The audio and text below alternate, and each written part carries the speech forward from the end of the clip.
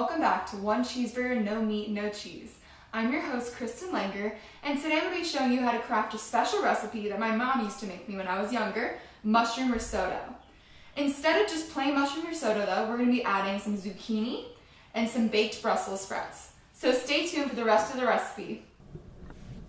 Before we begin to prepare the food for cooking, it is necessary to preheat the oven to 420 degrees for the Brussels sprouts since they will take the longest to cook. First up to the cutting board are the Brussels sprouts. These little guys are the most difficult to cut because of how small they are. It is important to cut off the stem of the sprouts before slicing them in half.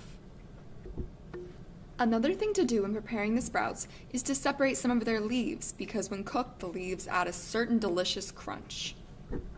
When the oven is preheated, mix a few dashes of olive oil and salt to the Brussels sprouts and mix well before spreading them out onto the baking sheet. Make sure not to do this step until you're ready to put them in the oven, as soaking the sprouts in oil can make them very soggy. An extra tip, placing the sprouts on tinfoil to cook makes less of a cleanup for you later. Place the sprouts carefully in the oven and then set a timer to 35 minutes. While the sprouts cook, we can begin to work on our mushroom risotto. Since the mushrooms are pre-packaged, it is very important to wash them thoroughly before beginning to slice them thinly. For this recipe, I've chosen to use both portobello and white mushrooms. We can then move on to dicing half of a yellow onion that will be used to add flavor into the risotto.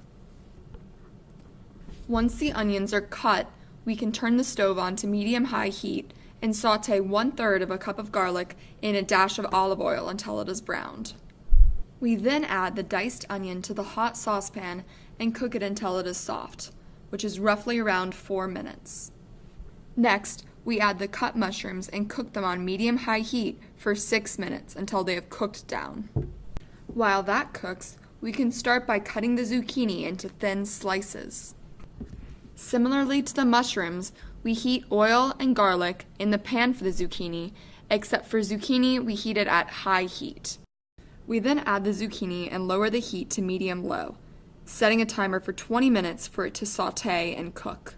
We then go back to the mushrooms, which are now fully cooked, and begin to prepare the risotto rice mixture, which includes half a cup of risotto rice and 2 cups of vegetable stock. We then combine the dry rice and the vegetable stock to the mushroom mixture and allow it to come to a boil for 20 to 25 minutes. Although stirring and flipping is not necessary, it is important to keep a close eye on the cooking food.